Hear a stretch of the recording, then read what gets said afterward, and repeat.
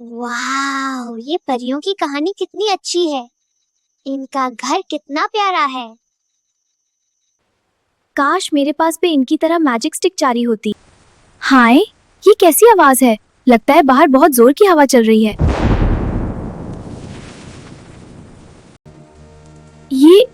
ये क्या है? इतना बड़ा साया।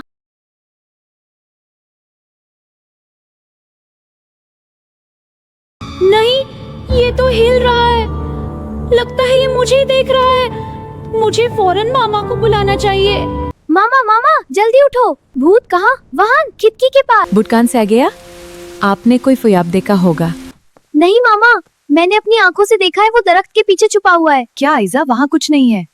नहीं मामा, मैं झूठ नहीं बोल रही। और मुझे वो देख भरा था।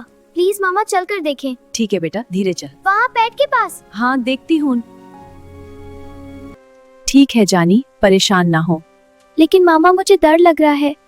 कोई बात नहीं, मैं हूँ ना। ठीक है मामा। अरे आइजा ये देखो, ये तो आपके बाबा की काली चादर है जो कल हवा से उड़कर यहाँ फंस गई है।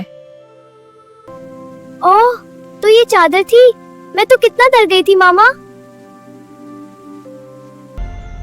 देखा बेटा, डर हमेशा सच्चाई जानने से खत्म हो जाता है। अब चले अंदर।